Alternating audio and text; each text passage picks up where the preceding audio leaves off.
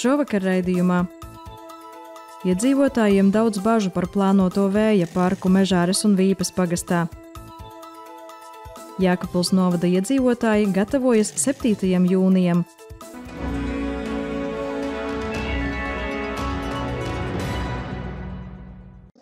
Mežāres tautasnamā norisinājās ietekmes uz vidi novērtējuma sākotnējās sabiedriskās apspriešanas sanāksme par vēja parku, ko plāno attīstīt European Energy grupas uzņēmums Sijā Supren. Vēja elektrostaciju parks ir plānots Jēkabpils novada Mežāres un Vīpes pagastu teritorijā, un sākotnējā iecerē ir tajā izvietot līdz 25 vēja turbīnām, parka kopējai jaudai sasniedzot 200 megawatus. Katras turbīnas augstums būs ap 250 metriem. Šobrīd notiek ietekmes uz vidi novērtējuma process, kura laikā tiks pētīta vēja parka iespējamā ietekme. Sanāksmes dalībnieki uztraucas gan par vēja parka radīto troksni un mirgošanu, gan citām iespējamām problēmām.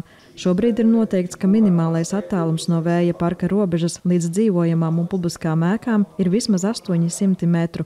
Iedzīvotāji pauž uzskatu, ka šim attālumam būtu jābūt daudz lielākam. Pētījums vai aprēķini uz dažādiem vēja parkiem, tas trokšņa līmenis varbūt ir kaut kur līdz 300 līdz 500 metru attālumā, ka viņš pārsniedz normatīvos lielumus. Es domāju, ka pie kaut kādiem noteiktiem apstākļiem var arī veidoties situācija, ka varētu arī pārsniegt. Bet katrā ziņā tas tiek vērtēts ietekmes uz vidi novērtējuma laikā. Klātesošajiem ir bažas arī par vides ekspertu darbu.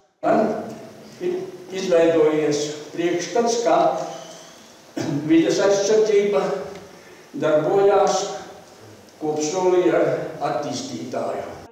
Turpretī vides eksperte Anna Bokāne skaidro, ka ir pietiekami daudz gadījumu, kuros speciālisti konkrētajā vietā neļauj būvēt vēja turbīnu, ja izpētē tiek konstatēta pārāk liela ietekme.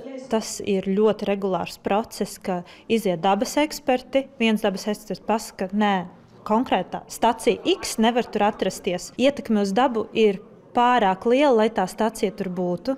Tas pats attiecas uz gadījumiem, kuros jau uzbūvētā elektrostacija tomēr rada pārāk lielu ietekmi uz cilvēkiem, dzīvniekiem vai putniem. Ir jāsaka savas sūdzības, un, ja sūdzība ir pamatota, ir jāveic mērījumi. Un, ja tiek konstatēts, ka jā, ir pārsniegumi, šī stacija tiek apturēta, kamēr nav rasts risinājums, kā samazināt šo ietekmi.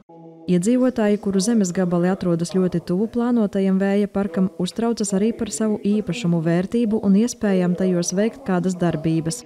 Ja tagad es gribu būvēt, jūs jau aiziesiet no šo projektu, būvēt kaut ko savā īpašumā tuvāk, tātad man ir liekas reāli tiesības, jo es vairs nevaru izpildīt tos nosacījumus, ko prasīs.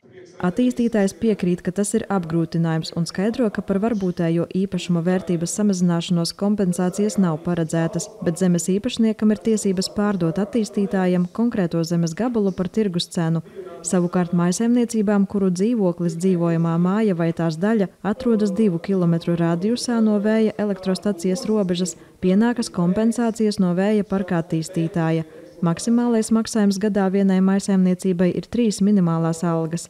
Attīstītāju nepārsteidz iedzīvotāju pretestība idejai par vēja parku. Tā ir normāla reakcija Latvijā pie tik daudz vienlaicīgu projektu attīstīšanas. Tā kā tās bažas ir absolūti pamatotas. Arī pārmetums pašvaldībai, kas nosaka šīs teritorijas, kur varētu un kur nevarētu.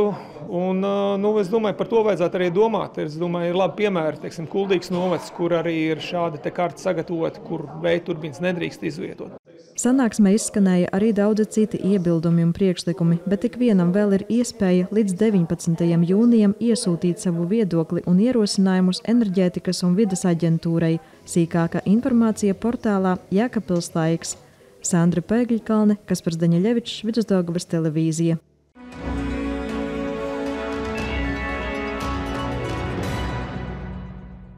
Pašvaldību vēlēšanas vairs nav aiz kalniem. Jau nākamnedēļ, 7. jūnijā, varēsim iet uz vēlēšanu iecirkņiem un izdarīt savu izvēli un izvēlēties savu nākotni. Bet bieži rodas jautājums, vai vispār esam pārliecināti, par ko balsot?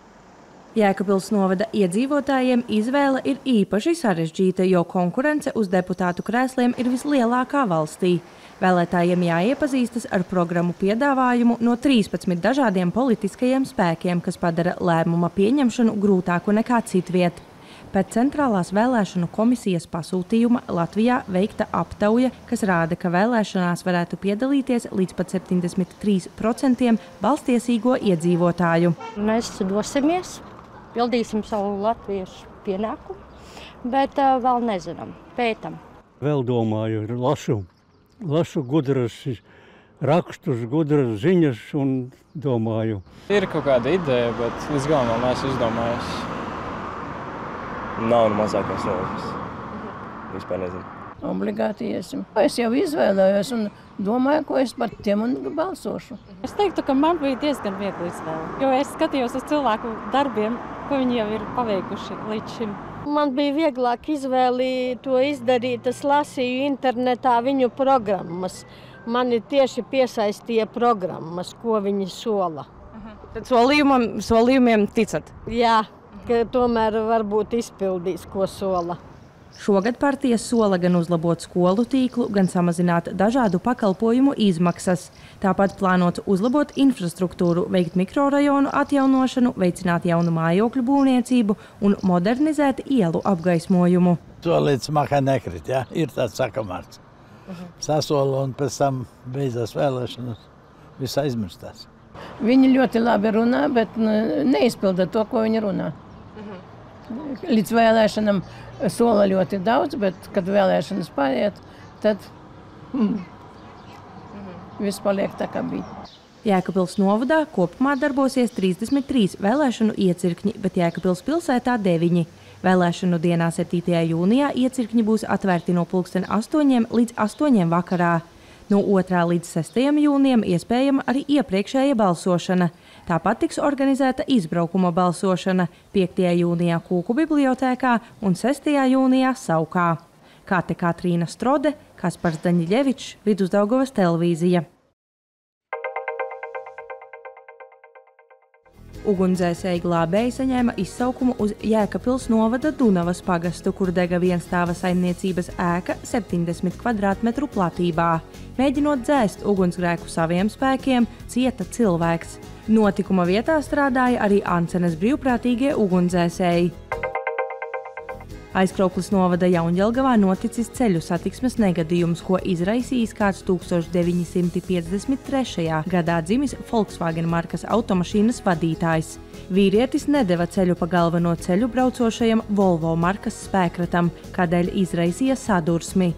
Ceļu satiksmes negadījumā neviena persona fiziski necieta. Valsts policija par notikušo ir uzsākusi administratīvā pārkāpuma procesu. Sijā Jēkabpils pakalpojumi informē, ka no jūnija mainīsies atkritumu apsaimniekošanas maksa poligonā Dziļā Vāda. Izmaiņas skars dažus dalīti vāktos atkritumu veidus, kas tiek pieņemti šķiroto atkritumu laukumā Zemgales ielā 24.1. Samaksa mainīsies par tīru būvgružu, tekstila atkritumu un kompostējumiem dārzu un parku atkritumiem. Šķiroto atkritumu laukuma darba laiks ir katru dienu ar nelielu pārtraukumu dienas vidū. Vairāk lasiet portālā Jēkabpils laiks. Jēkabpils novada domes sēdē par Jēkabpils valsts ģimnāzijas direktori iecelta Dace Druveniece.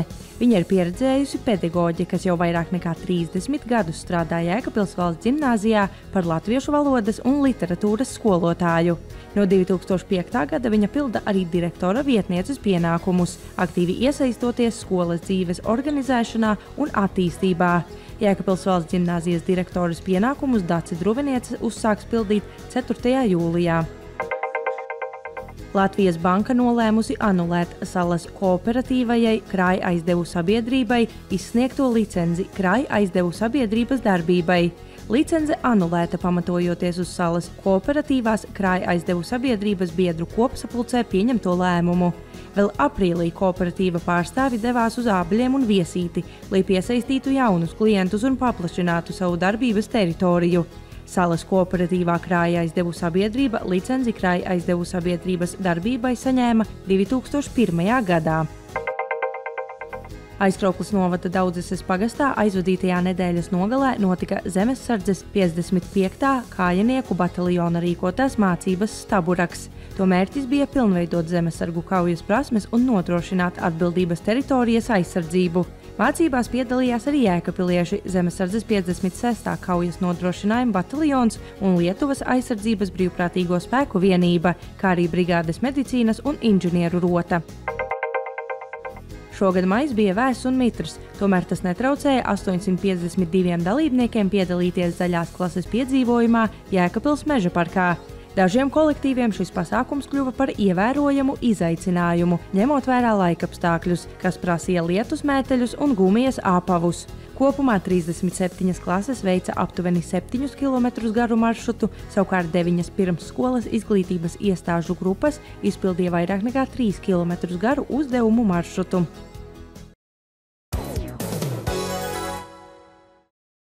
No 29. līdz 31. maijam Rubenē notiks pagasta svētki, aptverot 3 pagasta ciemus – Kaldabruņu, Slati un Rubeņus.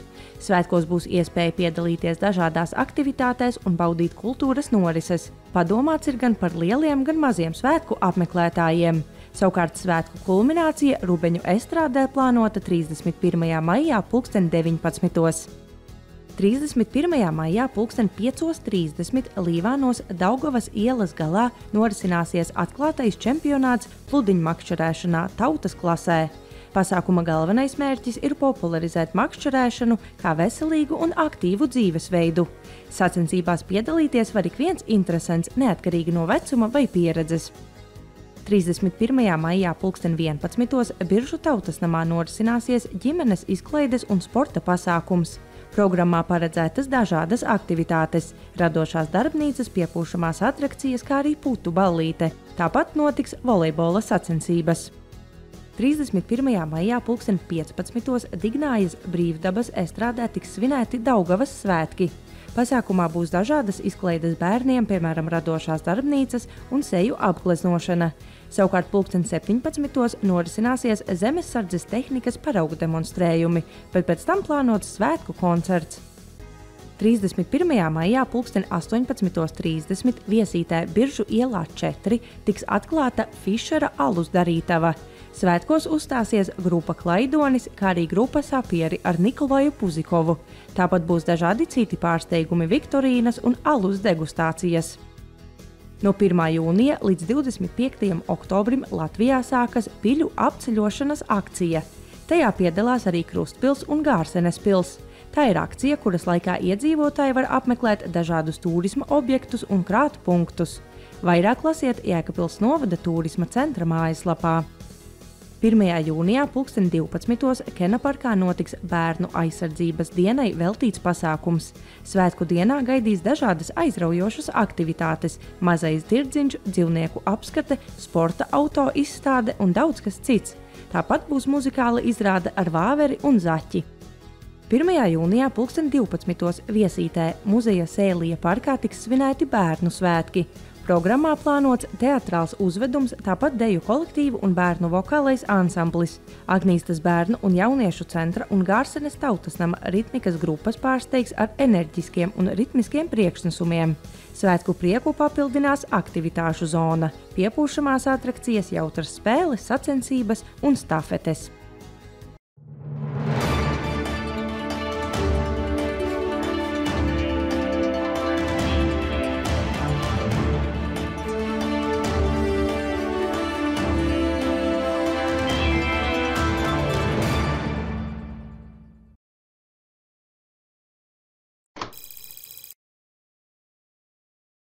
Lata e-veikals. Koku materiāla iegādes nākamais līmenis. Tagad viss ir viena klikšķa attālumā. Visas specifikācijas, salīdzinājumi un aprēķini vienkopus. Pasūtījumi ātri un ērti. Vēl papildu priekšrocības. Protams, saņem ekskluzīvas atlaides un izcils piedāvājumus www.patutimber.lv. Tiec pie vajadzīgiem koku materiāliem par īpašajām atlaidēm, nekavējoties.